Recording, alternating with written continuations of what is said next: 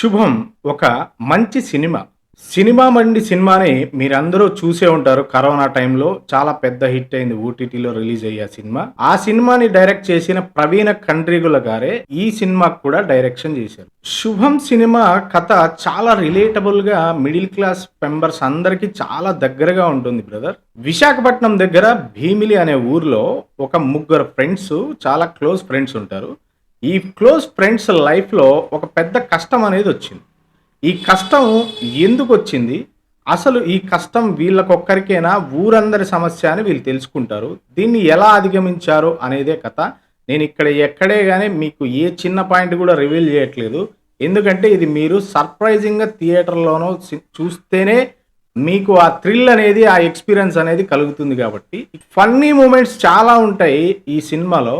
అదే విధంగా సర్ప్రైజ్ చేసే హర్రర్, థ్రిల్లర్ ఎలిమెంట్స్ గూడా చాలా ఉంటాయి.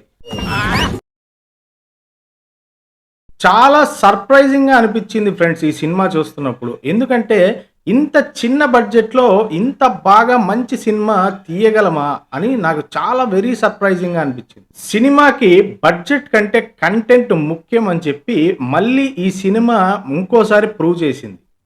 What a vision, what a thought. ఈ సినిమా స్టోరీ రైటింగ్‌లో కొంచెం సినిమాటిక్ అడ్వాంటేజ్‌ని వాడుకున్నారు.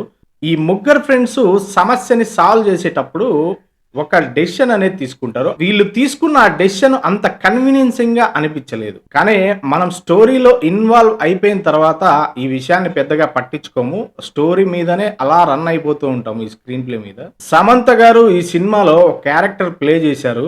సమంత గారి క్యారెక్టర్‌ని డిఫరెంట్‌గా డిజైన్ చేయడానికి ట్రై చేశారు గానీ అంతగా పెద్దగా వర్కౌట్ అయితే కాలేదు.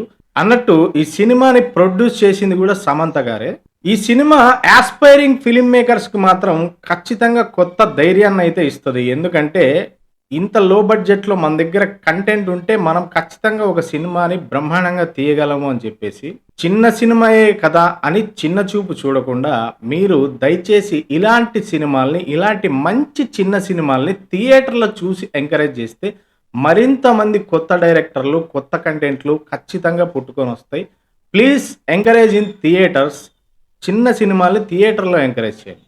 ఫ్రెండ్స్, మీరు ఈ సినిమాని థియేటర్‌లో చూస్తారా? ఓటీటీలో చూస్తారా? కింద కామెంట్‌లో కామెంట్ చేయండి. Thank you very much.